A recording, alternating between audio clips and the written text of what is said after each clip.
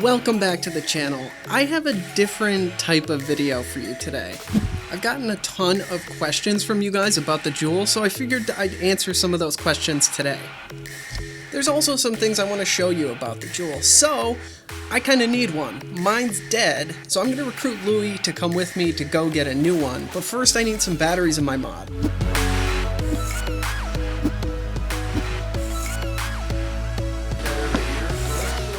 You ready to go? Let's do it. All right.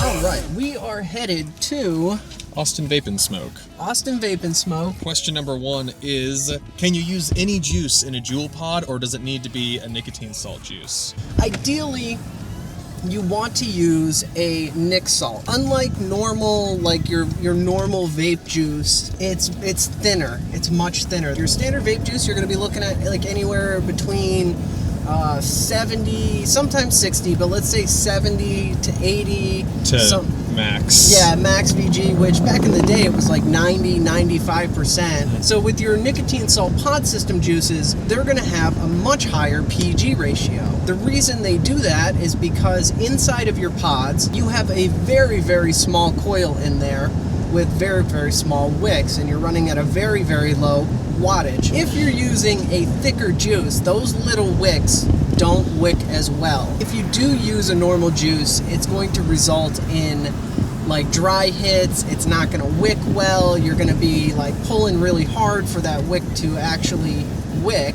With such low vapor production, if you're trying to vape a 3 milligram normal nicotine, it's not going to be satisfying. You're going to have to hit it repeatedly over and over and over again to get that nicotine, that feeling, if that's what you're chasing, that throat hit, even the nicotine effect.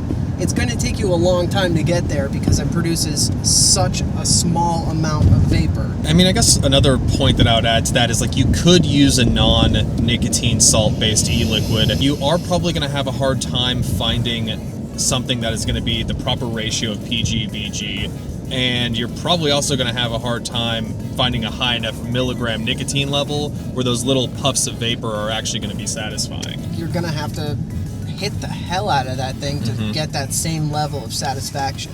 Right. So that's question number one. Number two has to do with refilling the Juul pod, and we're going to address that in just a second. First, we need to get a coffee, then get a Juul.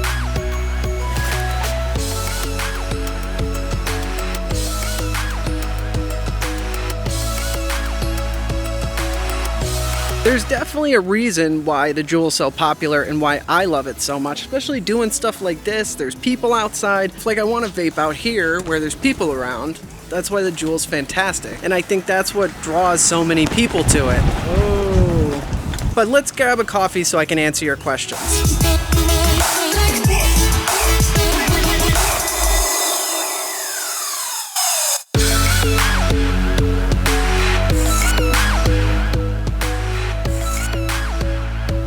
At Austin Vape and Smoke, we're gonna pick up a Juul and then we'll answer the rest of your questions. All right, we're gonna grab a Juul and what, 1 pack of pods should be good, right? Yeah, we don't need many. We're just going to be refilling them anyway.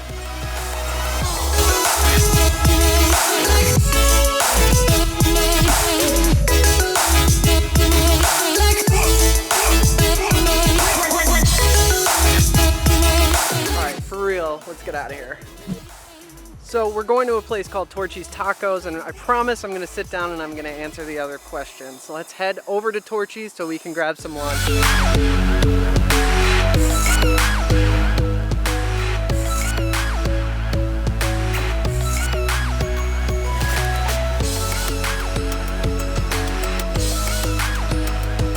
Question number two is, How do you stop it from spitting? how do you stop it from spitting? So after you refill your Juul pod, it can leak. When you first hit it the first few times, you'll get like juice in your mouth and stuff. There's a few ways that you can kind of remedy that situation. One of them is trying to create a vacuum as you're replacing the black pad and then the cap, the mouthpiece. To do that, before you put the black pad on, kind of squeeze the plastic, the clear plastic sides of the Juul, like where the juice goes into, then push on your rubber piece. Don't release the pressure until after the rubber piece is in. That kind of creates a little bit of a vacuum. Then you can put back on the black mouthpiece.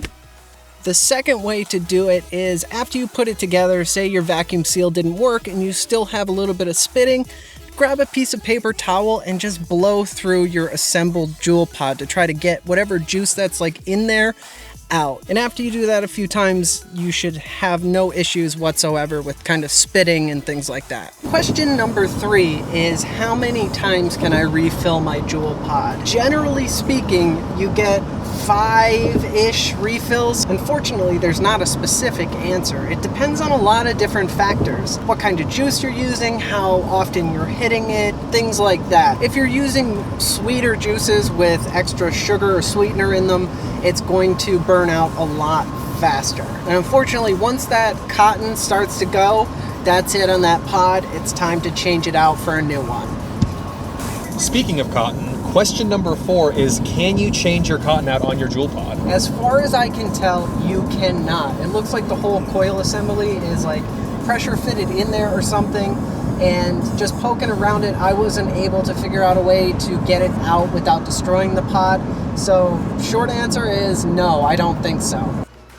The 5th question I get a lot is, I'm coming from a 3 milligram juice. What's the equivalent if I'm going to a Juul? Now a Juul pod is actually, it says 5%, which loosely translates to 59 milligrams, which is a lot. Now you have to keep in mind that a Juul is going to produce much less vapor than if you're, ripping on a sub-ohm tank. It's almost a trial and error thing. Like we were talking about earlier with refilling your pods, I recommend starting a little bit lower. Like we offer a 20 and a 40 milligram juice. If you're concerned about how high the Juuls are, maybe start somewhere around there. There's not an exact, if you vape 3, vape this for the exact equivalent. It's really a preference thing. You're gonna have to play around with that one. And that kind of leads us into our next question.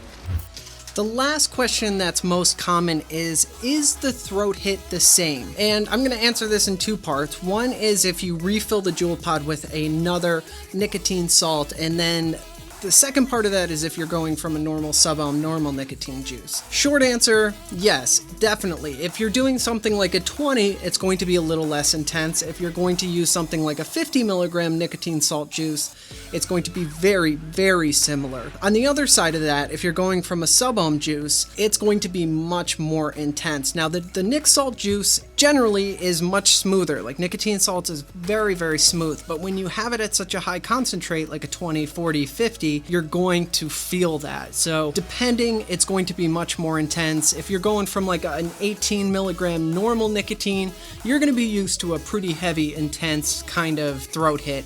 So you'll be right at home with the pod systems. But that's what's great if you're going from a 3 to a pod system. You're going to get that nicotine, you're going to get that throat hit with a much smaller vapor production. So it kind of all comes out in the wash, and you just have to experiment and see what's going to work best for you. And that's it for this video, guys. Thank you so much for watching. I'm Sherlock Holmes. And I'm Lewis. I didn't know we were doing that at all. Make sure you're subscribed and press that bell so you get notified when we post new content. Give this video a thumbs up if you liked it. Thanks for watching, guys. We'll see you in the next video.